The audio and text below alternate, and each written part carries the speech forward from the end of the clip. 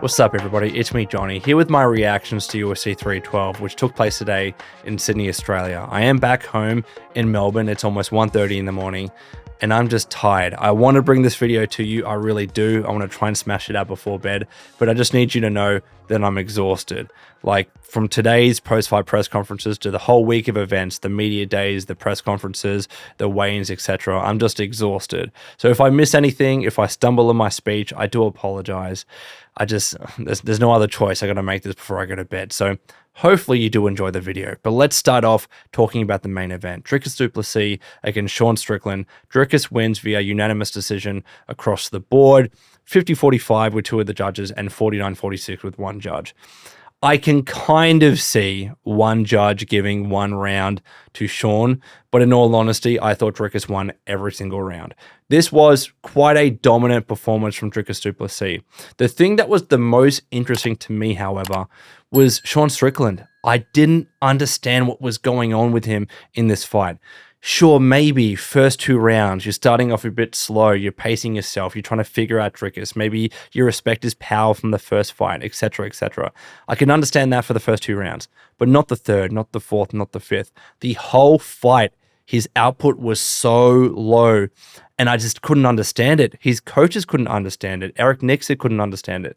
In between every single round, they were saying, you've got to go, you've got to increase your volume, you've got to increase your output, you've got to do different stuff, because all he was doing was his typical jabs and his typical teeps. Actually, he wasn't throwing that many teeps. It was just mostly working behind the jab for a lot of this fight, but doing so at such a low output. So not only was he fighting like he did in the first fight, but if anything, he was fighting worse. I saw this stat that he threw almost half of the strikes that he did in the first fight. Just crazy low output. I don't understand what was going on in his head. Maybe he had a staph infection. Maybe, again, he was respecting the power of Dricus and he didn't want to get caught. Maybe he saw the Israel fight and was just being very, very cautious. I have no idea. But surely, coming away from that first fight that you had with him, surely there were some lessons learned there. Surely you should have known that, hey, you had a very close fight with him, but as the champion, you still lost. Usually when it comes to close fights and championship fights, usually the champion goes away with it. But no, even as the champion in this close fight, you still lost. So surely you've got to mix it up. Surely you've got to increase the output, do something different, become more dynamic with your striking. But not only does he fight the same, if anything, he fought the same, but a little bit worse. Do you know what I mean? He threw less jabs. He threw less teeps. He had some moments, sure. But overall, like, Dricus was just dominating him. And this is not to take away from Dricus, because Dricus, of course, he did what he needed to do. He was really strong in his performance across the board. He was being super dynamic, throwing so many kicks, man. You know, the side kicks, the question mark kicks, the body kicks, working the kicks all bloody night. And then the blitzes as well, working with his jab, and, you know, doing his typical, I don't know what you call that move, the one that Rob and Izzy were kind of making fun of a little bit. But he was doing his, like, bulldog blitz, like, let's call it. Dricus was doing really well. He was outstriking Sean for most of this fight. Funnily enough, the one round where he didn't outstrike Sean was actually the fourth, which is actually where he broke Sean's nose. So there was no way Sean was going to win that round, because that was the most damage of the round, which I found interesting, by the way. I don't know if you knew that, but Sean somehow threw more significant strikes, or landed more significant strikes in that round, that he got his nose broken. It does show his resilience, and kudos to Sean. He popped his freaking nose back into place, and he kept fighting, and he kept throwing. So that was impressive, right? But still, across the board from pillar to post, Dricus Du Plessis outstrikes Sean Strickland, and he is still your middleweight champion. It was just weird. Yes, I want to give Dricus Du Plessis all the credit in the world. He fought a really, really bloody tough fight. He was keeping dynamic, as I mentioned. His cardio is insane. Like, he was still moving, keeping active and throwing even in the fifth round. Whatever surgery that he did with his nose when he fixed it, clearly it bloody worked, because this guy is very much a 5-round fighter. You just can't bloody put the guy down. You can't put him down. It was really impressive. So I do not want to take away from Dricus's performance. He performed exactly as he needed to, performed very, very strongly. I just don't know what was going on with Sean. It was weird from him. It was very, very weird. it's not as if he just fought like he usually does. He fought worse than he usually does. Like, that was like a lesser Sean Strickland. It was odd. Let me know what you thought in the comments below. I was just awestruck as to what was going on. But kudos to Dricus Du Plessis. What's next for him? Khamzat Chimaev. He absolutely needs to fight Khamzat Chimaev. Some people said that, in the post-fight conference, on the post-fight interview, that he was ducking Khamzat because he called out Alex Pereira. He's not ducking Khamzat. If you remember, he wanted the Khamzat fight over Sean. He said that publicly multiple times, that fight excited him more because he already fought Sean and he thought he already beat Sean, right? And so did two of the judges. So he's not ducking Khamzat. In fact, in the post-fight press conference, when he was asked directly, he said, Khamzat is next. He said that word for word. So even though, yes, he'd love to entertain a fight with Alex Pereira, he said specifically, Khamzat is next. I still have work to do in my division. I asked him that question point blank in the press conference before the event. I asked him, what's your mentality there? And he's like, yeah, I just got work to do in middleweight. And then after a few more title defenses, we can talk about moving up, right? That's where his head is at. That is where his mentality is at.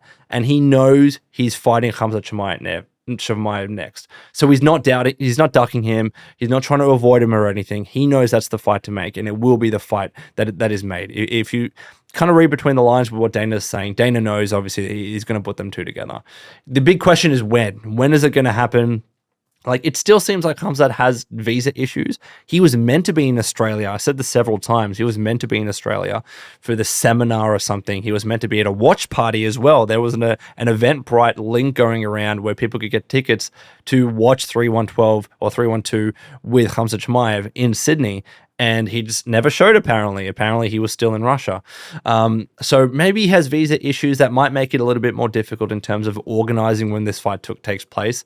International Fight Week, maybe. I don't know. Let's see what happens there. But sometime this year, it's absolutely happening. Dricus Du Plessis against Khamzat Chimaev. But what's next for the middleweight division? It is in a very weird spot. And one of the questions that I asked Dricus in the post-fight press conference, I said, Dricus, what do you think Sean, let's focus on Sean for a second. What do you think Sean should be doing next? And his bottom dollar bet is that it's Sean Strickland against Israel Adesanya. And I can understand that. Like, I'm sure that Israel wants to get that win back.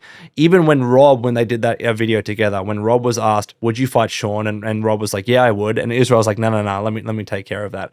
Clearly, Israel wants to fight Sean again, and he wants to get that win back. For me, I'm not that interested in it. One, because we saw it already. And two, the title's not on the line, right?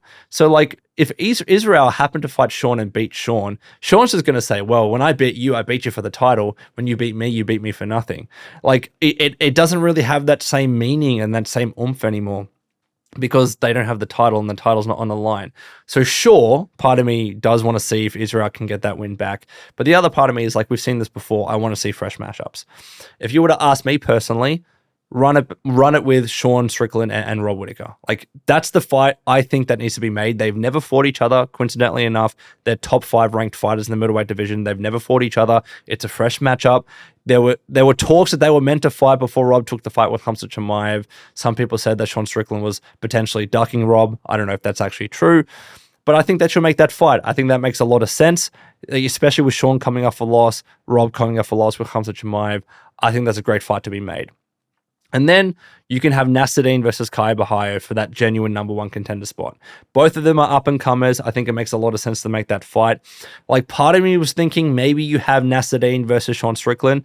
Again, Sean has fought Nasruddin. Sean did beat Nasruddin. So maybe Nasruddin wants to get that win back. And if he can get that win back, that puts him right into that title picture. The worry about that, and even Dricus commented on this in the post-fight press conference, is that what if Sean Strickland beats Nasruddin? Then Sean's back in that conversation, and you can't have him fight Dricus again, because that will be a third time, and Sean's lost him twice already. So it's not like it's one apiece and they'll be fighting for the third. He's already lost twice to him. So do you really want to have Sean Strickland beat an up-and-comer? Probably not. And even Dricus did say that Sean has that fight style where he beats Nasruddin all the time. I don't quite know if that's true. I can understand where he's coming from, but there is a risk that you're just going to have Sean Strickland beat an up-and-comer, which you don't necessarily want to have. So maybe instead you have two up-and-comers fight each other, and then that way you have a guaranteed up-and-comer getting a title shot, with either Nasruddin or Caio Borralho. I think that's a good fight to be made. But you could also have Caio versus Rob. I've said this multiple times, that if timing works out, you could have that. And, Sean's nose, of course, we saw it broken, might not be ready when Rob is ready to fight, which he said on the podcast is June-ish. So who the hell knows what happens? And who does Israel Adesanya fight? Out of all of that? I have no idea. Israel can't fight Jared Cannonier. He's not going to fight Marvin Vettori.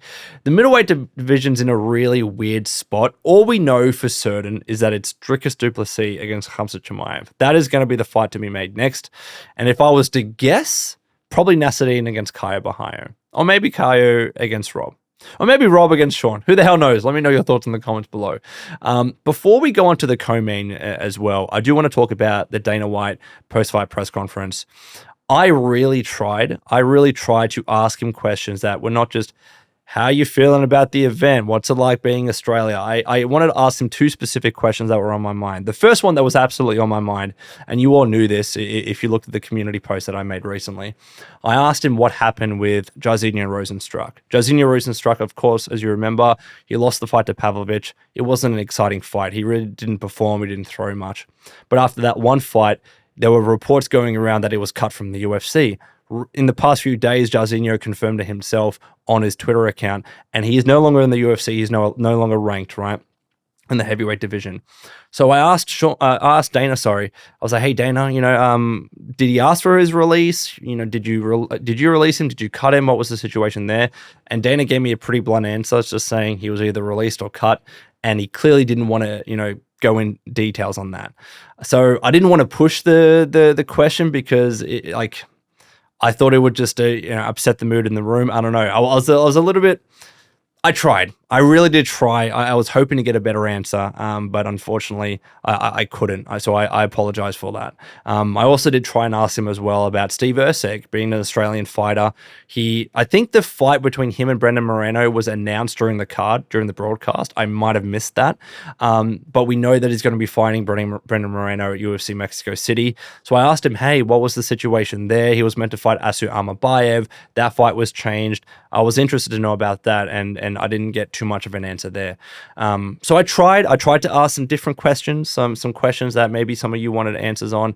But at least on the Rozenstruik one, I feel like I failed a little bit. So I do apologize for that. I really feel bad for Rozenstruik. Again, it's one bad performance. I don't believe that he deserved to be cut, especially with the state of the heavyweight division. It needs more bodies, and he still has a prolific kickboxing background. Yes, it was a boring fight, but I thought that the division was better off with Rozenstruik in it. But that's all I'll say on that. The co-main, Zhang Weili defeating Tatiana Suarez. Zhang Weili is a beast. She is an absolute beast. I don't know how people ever doubted her. In hindsight, you think, how the hell did the odds makers have Tatiana Suarez winning this? Yes, she was undefeated. Yes, she's always defeating her opponents, either submitting them or doing a 30-27. So I can understand why some people thought she might have won, but for her to be the favorite, I think Zhang Weili was the close favorite, and then it was swapping over to Tatiana Suarez. I don't know why people ever thought that, because Zhang Weili is a beast, man. After that first round, yes, she got controlled, not too much damage, but she got controlled by Tatiana Suarez. After that first round, she was like, I'm going to show you how bloody good I am. And not only was she outstriking Tatiana, we knew that she was going to outstrike her, right? That's her specialty. And Tatiana Suarez is a wrestler, is a grappler. We knew that Zhang Weili was going to outstrike her. But not only does she outstrike her, she also snuffs almost every single takedown. I saw a stat that was 14 out of 15 takedowns were snuffed and defended, from by Zhang Weili.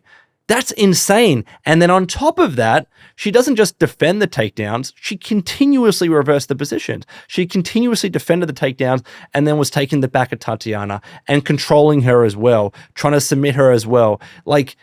It was such an impressive performance by Zhang Weili. She is absolutely the pound-for-pound best woman fighter in the world right now.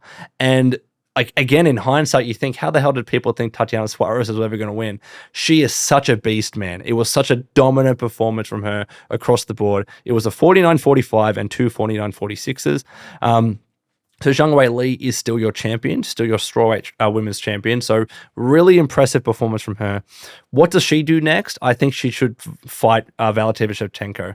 Shevchenko, super fight. I think that's really exciting to make. Who the hell does she fight in strawweight? Who beats her in strawweight? I don't think anyone stands a chance against Zhang Weili right now. Let's get that super fight with Valentina Shevchenko while she's the champion and she's still fighting, because I believe she's getting a little bit older now. I think that's the best fight to make. Let's spice up the women's divisions a little bit more. So for sure, I would like to see that fight. But Zhang Weili, man, what a dominant bloody performance. Next up, Tallison Teixeira KOs Justin Tafa. This was a clean stoppage. I know Tafa was a bit upset with it, but it was a brutal elbow. Tafa just went prone, wasn't defending himself. It was a good stoppage from the referee. I did want to say this, though. Can we stop saying, oh, cut the Tafas, man. Cut the Tafas. They don't belong in the UFC.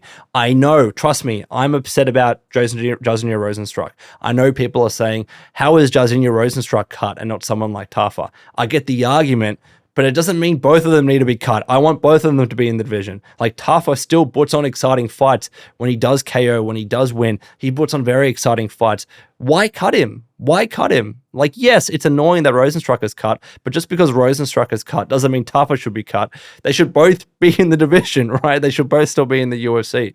And he's such a nice dude. I want to tell you a story. In the media day, when he was doing his press conference, he walked into the room, and the first person, he doesn't know me at all. He walked up to me, shook my hand. He's like, how you going, brother? And I was like, holy crap, this is Justin Tafa, doesn't know me at all, and he's respecting me like that. He is such a genuine stand-up dude. I don't want to see a dude like that get cut. Yeah, he lost. It freaking happens in the UFC. Yes, people get knocked out. Fighters get knocked out all the time. I get that he's not doing too well right now, but I don't believe that warrants or justifies a cutting. Like, the UFC needs more fighters. The UFC needs more fighters, especially in the heavyweight division. And when he does win, he puts on exciting fights. So yes, he loses. It was a good stoppage, but that doesn't mean that he needs to be cut. Teixeira, though, freaking beast, man. That dude is massive. Only his first fight after the Contender Series fight, so we still need to see more from him. Could he be a genuine contender in heavyweight? I hope so, because the bully division needs it, especially with Rozenstruik being cut or released. So very impressive performance from him. But yeah, I don't want to see Justin Tafa get cut. Next up, Jimmy Crute against Rodolfo Bellato. Dude, Jimmy Crute was so close. He was so close to winning this. Like, that first round was absolutely a 10-8. It was funny. Like, you know, he was controlling that for the majority of that round, right?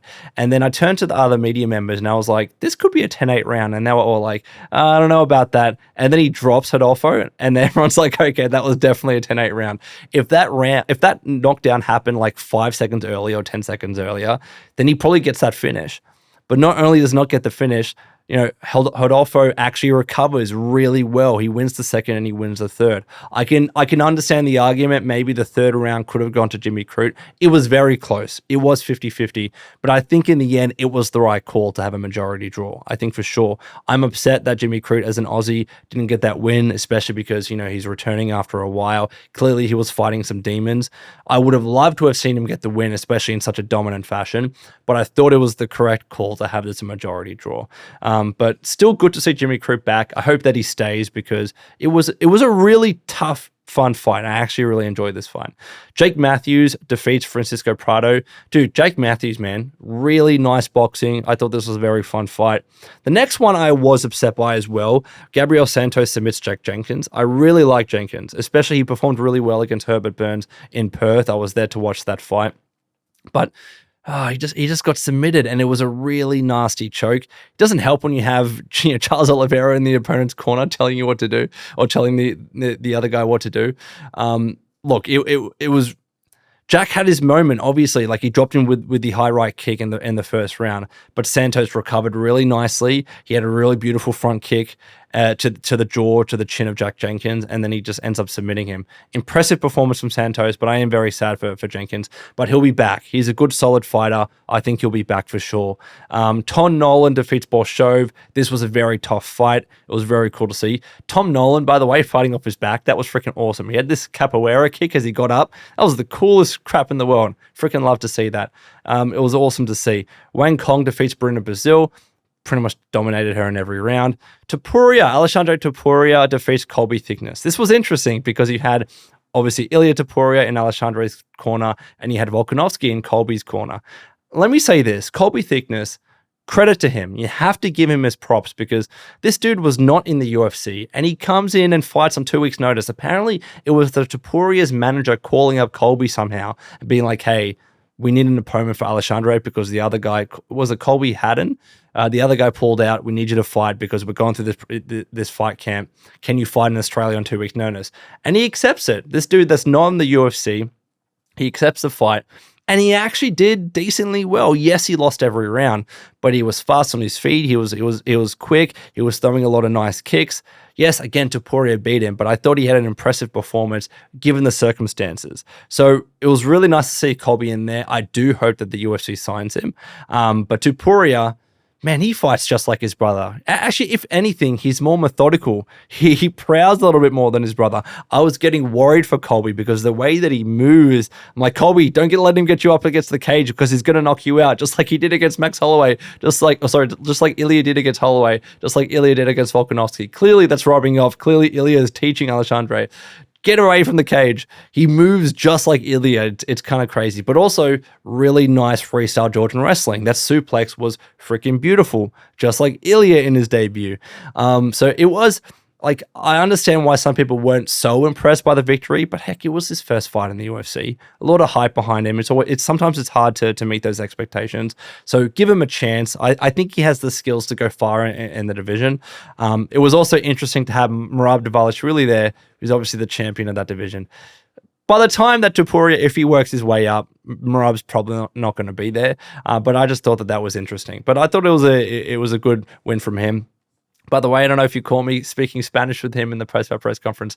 That was really cool. I asked him why he didn't have the same walkout song as his brother.